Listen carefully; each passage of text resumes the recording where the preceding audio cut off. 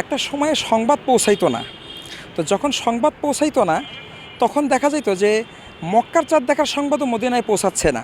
যেমন কয়েক বছর আগে আমাদের দেশে কুড়িগ্রামে চাঁদ দেখার সংবাদ যখন রাত 11টার সময় পৌঁছালো, তখন বাংলাদেশে জাতীয়ভাবে চাঁদ দেখা কমিটি ঈদ করার ঘোষণা দেয়। তো কুড়িগ্রামে চাঁদ দেখার সংবাদ তো আজ থেকে কয়েকশো বছর আগে কুড়িগ্রামে চাঁদ দেখার সংবাদ তো সারা বাংলাদেশে পৌঁছানো সম্ভব ছিল না, কিন্তু এখন সম্ভব হচ্ছে। তো যেহেতু কুড়িগ্রামে চাঁদ দেখার সংবাদে সারা বাংলাদেশে ঈদ করা পসিবল হচ্ছে, তো সুতরাং পৃথিবীর যে কোনো জায়গায় চাঁদ দেখার সংবাদও এখন সারা পৃথিবীতে পৌঁছে যাচ্ছে। গ্লোবালাইজেশনের যুগ এখন, সুতরাং সংবাদ যখন পৌঁছে যাচ্ছে তখন ঈদ করাটাও যাবে।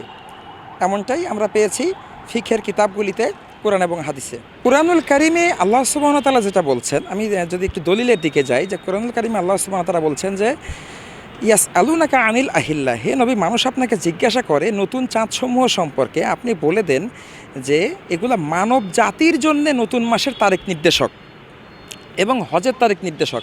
তো সুতরাং নতুন চাঁদ যখন পৃথিবীর কোনো জায়গায় ওঠে তখন যখন সেটা দৃশ্যমান হয় পৃথিবীর সকল মানব জাতির জন্য, আল্লাহ সুবহানাহু ওয়া তাআলা এখানে লিন নাস বলছেন, মানব জাতি বলছেন।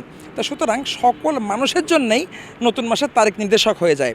আল্লাহ সুবহানাহু ওয়া তাআলা এখানে এমনটাই বলেন নাই যে বাংলাদেশের যে কাঁটাতারের বেড়া আছে, বাংলাদেশের যে সীমান্ত আছে বা বর্ডার আছে, সেই বর্ডারের মধ্যে চাঁদ দেখার সংবাদ নতুন মাসের তারিখ নির্দেশক, এমনটা কিন্তু আল্লাহ সুবহানাহু ওয়া তাআলা বলেননি।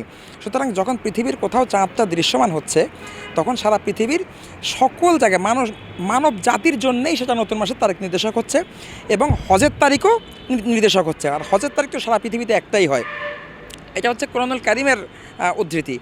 আর আমরা যদি হাদিসের দিকে তাকাই তাহলে আমরা দেখতে পাবো যে কওলি হাদিস এবং ফেলি হাদিস, রাসূল ইসলামের কওলি হাদিস হচ্ছে রাসূল ইসলামের সেই বাণী যেটা রাসূল ইসলাম মুখে বলেছেন, আর ফেলি হাদিস হচ্ছে সেটা যেটা রাসূল ইসলাম আমল করে দেখিয়েছেন।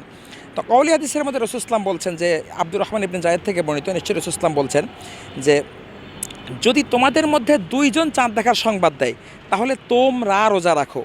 তো রাসূল ইসলাম কোথাও এটা বলেন নাই যে বাংলাদেশের বর্ডারের মধ্যে দুইজন হইতে হবে বা ভারতের বর্ডারের মধ্যে দুইজন হইতে হবে, তো এরকম কোথাও উল্লেখ নাই। তো দুইজন বলতে পৃথিবীর যে কোনো দুজন মুসলমান। আর তোমরা রোজা রাখো, এখানে তোমরা বলতে পৃথিবীর সকল মুসলমান তোমরা, এমনটা বললেন নাই যে শুধু বাংলাদেশিরা তোমরা কিংবা শুধু সৌদি আরবের মুসলমান তোমরা, এমনটা রাসূল ইসলাম কোথাও বলেন নাই। তো সুতরাং কওলি হাদিস থেকে আমরা এটা বুঝি যে যদি পৃথিবীর যে কোনো দুইজন মুসলমান চাঁদ দেখার সংবাদ দেয় তাহলে পৃথিবীর সকল মুসলমানের উপরে রোজা ফরজ হয়ে যায়। আচ্ছা, আর ফেলি হাদিসে আমরা দেখি যে একবার 29শে রমজানের দিন রাসূল ইসলাম চাঁদ দেখেন নাই, সাহাবায়ে কেরাম কেউ চাঁদ দেখেন নাই। তো 30 রোজা মনে করে সবাই 30তম দিন হিসাবে রোজা রাখছেন, সারাদিন রোজা রাখছেন। আসরের নামাজের সামান্য সময় আগে পরে হবে, তো মাগরিবের কিছুক্ষণ আগে এই সময় দূর থেকে একদল কাফেলা আসছে।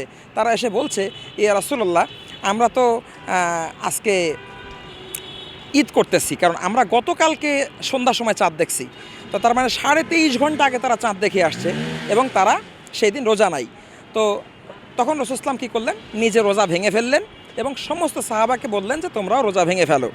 তো সুতরাং আল্লাহ নবী সাল্লাল্লাহু আলাইহি ওয়াসাল্লাম নিজে তিনি আমল করে দেখিয়ে গেছেন যে নিজে চাঁদ না দেখলেও, নিজের শহরের কোনো ব্যক্তি চাঁদ না দেখলেও যখন দূর থেকে কোনো একটা সংবাদ আসে তখন সেই সংবাদের ভিত্তিতে ঈদ করা, এটা রাসূল ইসলামের আমল দ্বারা প্রমাণিত।